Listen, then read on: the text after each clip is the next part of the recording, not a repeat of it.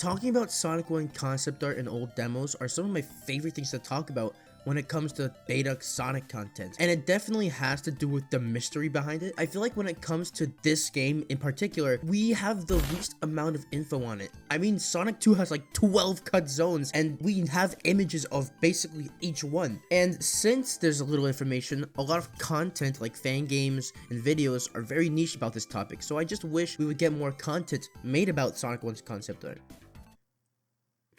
Well, I'll be damned. Sonic Overture, created by Team Overture, which was originally made in 2014 by Jazz, but then was cancelled and then later picked up by a new team, is presented as a prequel to Sonic 1, made for the Sega Saturn. And oh my god, when they said prequel, they meant prequel, man. This is classic Sonic gameplay, no drop dash or crazy new additions, just your basic controls with great level design to boot. And the aesthetic of this game, man. This game's whole vibe is basically taking Sonic 1's concept art and fully realizing it. It's what Sonic the Hedgehog could have looked like. It's been a while since I made a video on a fan game, and this one has piqued my curiosity. So in today's video, I want to take an in-depth dive into all of the little details of this game, and I don't want to waste any time because we have a lot of content to cover. As of right now, the game has only 2 zones, with 2 acts each.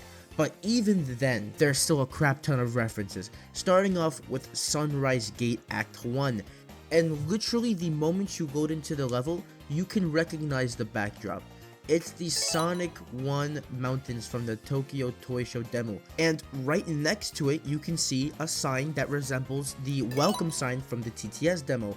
But it's repurposed for an intro of the stage, and this is going to be used in every other stage going forward, which is a nice touch. And one last thing about the sign. It says "Welcome to Christmas Island," which is actually the canonical birthplace of Sonic himself, which means this entire game takes place where he's born, which is kind of neat. If you keep going, you start to see some enemies, like probably the most popular cut enemy in Sonic history, Splat. He has made a return in recent Sonic games like in Mania and Superstars, and he is here too.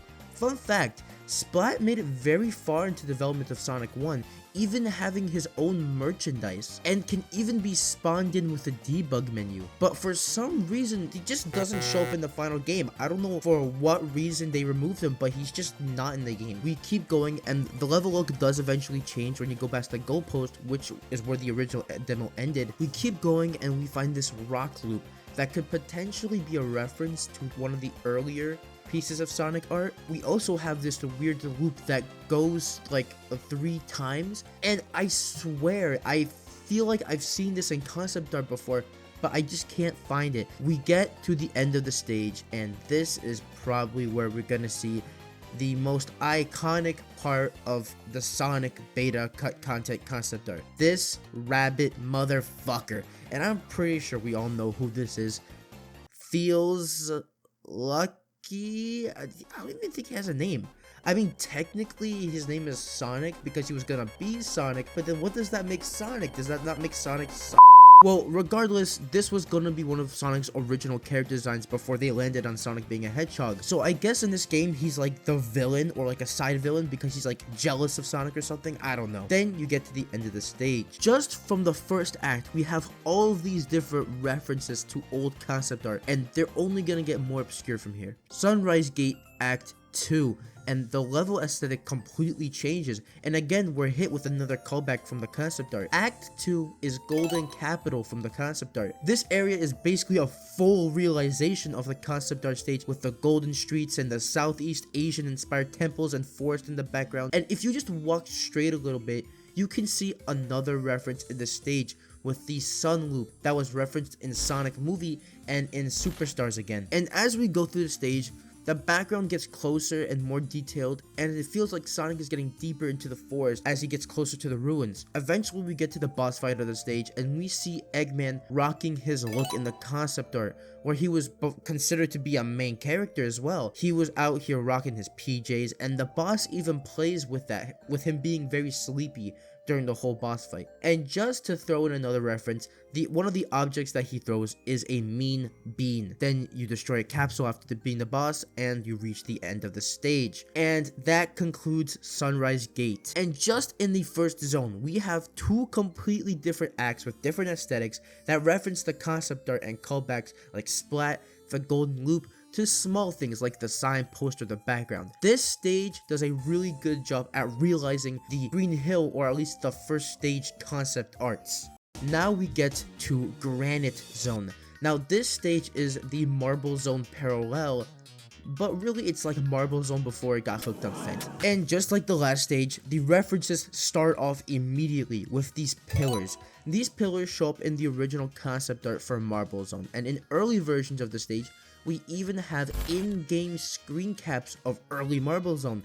And in these screen caps, we can see the second reference in the stage, the floor of the stage. It has a lot more lava than in the final game, and it also has this weird white outline around the whole thing, and Granite Zone uses these in the levels. Then again, we look in the background of the stage, and we can see those alien spaceships that appear in earlier versions of Marble Zone, and those will come back later in the stage, but we'll get to that later. One of the coolest things this game does is how they redesign a scrapped enemy.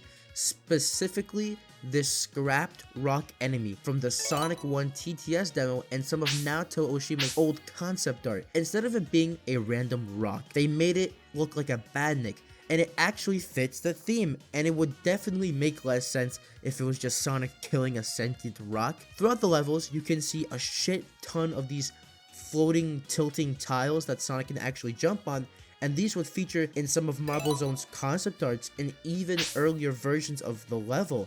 And it would seem like Sonic would be able to even stand on them, and this is exactly what they're used on in this level, and they're used really good here for some really fun level design. Throughout the level, you can find these little walls that can be broken if Sonic spins into them, and I think this is a callback to another piece of concept art where Sonic is seen rolling through a hole and it breaks a wall and gives him access to an alternate path. Then you get towards the end of the level where this little shit taunts Sonic, but he's wearing a police hat, which I want to say is a reference to Sonic Waku Waku Police Patrol, but I'm not really sure. Then he kicks you down and makes you go to the end of the stage. This one zone probably has more callbacks and references than the entirety of Sunrise Gate combined, and we're only in the first act. We get to the second act, and technically the final act, and the whole level is covered in a dark cloud due to an erupting volcano that just went off. It's not a reference to anything, but I just find it really cool since it gives another reason why the whole place is flooded in lava. And since we're talking about cool things,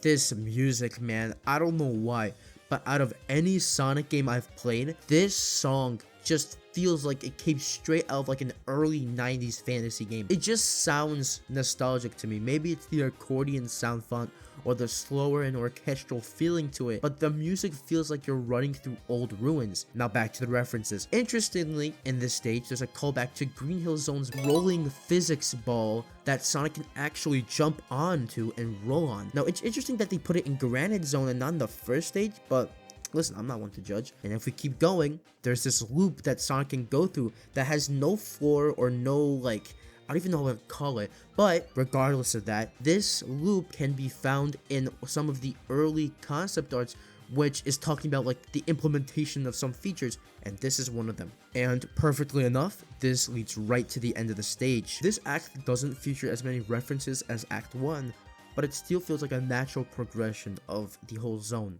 Next up, we have the final boss, which is its own act, kind of like Sonic CD. And I didn't notice this until literally editing this video, but the ship that he's riding in is a reference to the bee costume that he wears in the concept art, so that's a pretty nice reference. Remember those UFOs from earlier?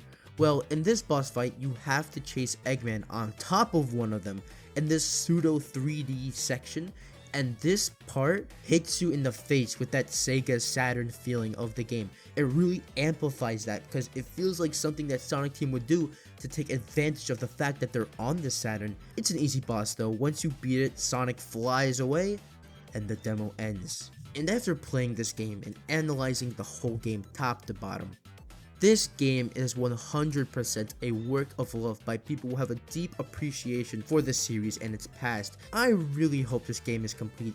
So far, we have the concept versions of both Green Hill Zone and Marble Zone completed, and I would love to see what little references that they would put in like a Starlight Zone realization of concept art, taking on a more fantasy style of the concept, or the unused city level.